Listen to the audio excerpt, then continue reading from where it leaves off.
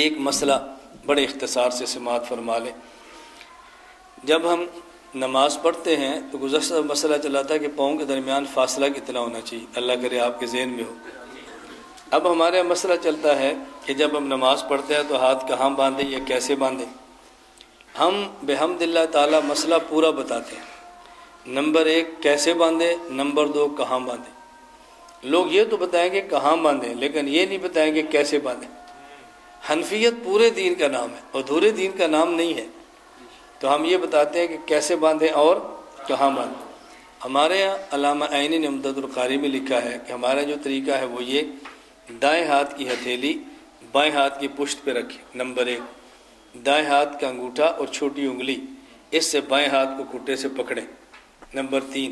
دائیں ہاتھ کی درمیانی 3 انگلیاں بائیں ہاتھ کی بازو کلائی اس کے اوپر رکھیں، نمبر 4۔ ہاتھ ناف کے نیچے باندھیں۔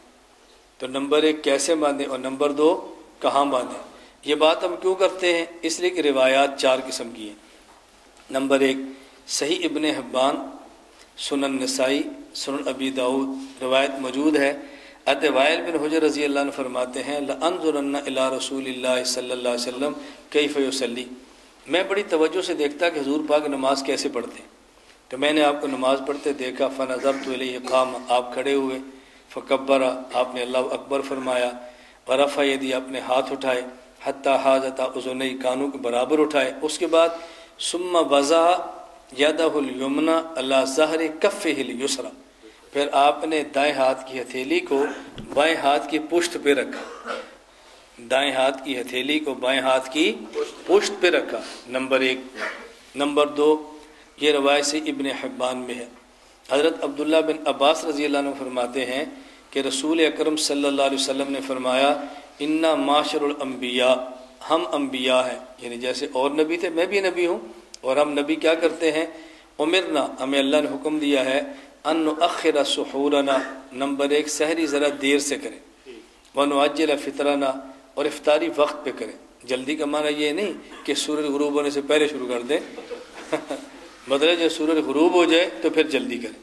نمبر 3 وَأَن نُمْسِكَ بِأَيْمَانِنَا عَلَىٰ شَمَائِلِنَا فِي صَلَاتِنَا، ہم دائیں ہاتھ سے اپنے بائیں ہاتھ کو پکڑیں، دائیں ہاتھ سے بائیں ہاتھ کو پکڑیں۔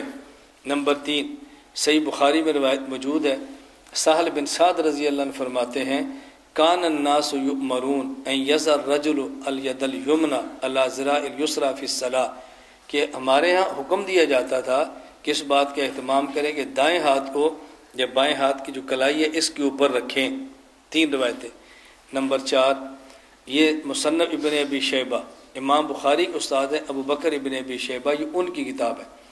وائل بن حجر رضی اللہ عنہ فرماتے ہیں رأیت النبی صلی اللہ علیہ وسلم، میں نے نبی پاک کو دیکھا، وضع یمینہ علی شمالی فی الصلاۃ تحت سرہ، آپ نے دائیں ہاتھ کو بائیں ہاتھ پہ نماز میں ناف کے نیچے رکھا۔ 4 روایتیں ہو گئیں۔